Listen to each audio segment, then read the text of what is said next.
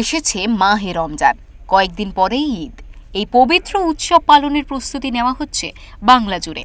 তবে কিছু রাজনৈতিক দল ও কিছু অরাজনৈতিক সংগঠন ধর্মের নামে দেশকে ভাগ করার চেষ্টায় মরিয়া হয়ে উঠেছে, যার ফলে সাধারণ মানুষের মধ্যে ধর্ম নিয়ে একটি বিভেদের সৃষ্টি হয়েছে। কিন্তু সেই বিভেদের মায়াজাল থেকে বেরিয়ে এসে অভিষেক ব্যানার্জি ফ্রেন্ডস ক্লাব দেখিয়ে দিয়েছে যে সবার আগে মানুষ সত্য, তাহার উপর কেউ নাই। কি বলবেন এনাদের? ভালোই বলবো। এই অভিষেক বন্দ্যোপাধ্যায় আগে কোন সংসদ এর তহবিল থেকে এরকম উপহার পেয়েছে না?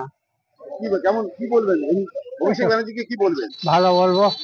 বুধবার কলকাতা পৌরসভার 101 নম্বর ওয়ার্ডে অভিষেক ব্যানার্জি ফ্যান ক্লাবের উদ্যোগে মুসলিম সম্প্রদায়ের মানুষদের হাতে ঈদ উপলক্ষে নতুন বস্ত্র তুলে দেওয়া হলো। প্রথম কথা হচ্ছে, এই পবিত্র রমজান মাসের শেষে 31 অথবা 1 যেদিন ঈদের চাঁদ দেখা যাবে, সেদিনকে পবিত্র ঈদ উদযাপন হবে এবং সেই ঈদ উদযাপনের প্রাক্কালে আজকে এখানকার সমস্ত সংখ্যালঘু মা বোনেদের, ভাইয়েদের অভিষেক ব্যানার্জি ফ্যান্স ক্লাবের তরফ থেকে যে বস্ত্র উপহার দেওয়া হলো, আমি অভিষেক ব্যানার্জি ফ্যান্স ক্লাবের প্রত্যেককে আমি আন্তরিক প্রীতি, শুভেচ্ছা, ভালোবাসা জানাই, কৃতজ্ঞতা জানাই। আমাদের ধর্মীয় বিষয়ে একটি খুব সুন্দর কথা আছে, যে কোনো কল্যাণকর কাজে সুতো একটি বিষয়। কাউকে সুতো দান করা এটা অত্যন্ত কল্যাণের বিষয়।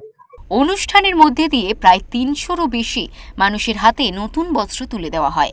এই অনুষ্ঠানে উপস্থিত ছিলেন 111 নম্বর ওয়ার্ডের বড় চেয়ারম্যান তারকেশ্বর চক্রবর্তী। এছাড়া উপস্থিত ছিলেন অভিষেক ব্যানার্জি ফ্যান ক্লাবের সভাপতি বিকাশ সেন, ফ্যান ক্লাবের কনভেনর সুমিত চৌধুরী সহ আরও অন্যান্য বিশিষ্ট ব্যক্তিবর্গ। 101 নম্বর word Abhishek Banerjee fans club থেকে আমরা সারা বছরই মানুষের সাথে কাজ করি। পিছিয়ে পড়া মানুষকে নিয়ে আমাদের প্রধান লক্ষ্য কাজ করা। আজ পবিত্র রমজান মাস, সেই উপলক্ষে ঈদ সামনেই অভিষেক ব্যানার্জি ফ্যান্স ক্লাব থেকে সংখ্যালঘু মানুষদের সাহায্যার্থে একটি বস্ত্র বিতরণ আয়োজন করা হয়েছে। কতজনকে মোটামুটি বস্ত্র দেবে? 300-350 লোক হবে অল্প। আগামী দিনেও এইভাবে অভিষেক ব্যানার্জি ফ্যান ক্লাবের প্রতিটি সদস্য নানান সামাজিক উন্নয়নমূলক কাজের মধ্যে দিয়ে সাধারণ মানুষের মুখে হাসি ফোটাতে পারবেন বলে আশাবাদী এলাকাবাসীরা। দক্ষিণ 24 পরগনা থেকে সঞ্জয় মাঝির রিপোর্ট, ওঙ্কার বাংলা।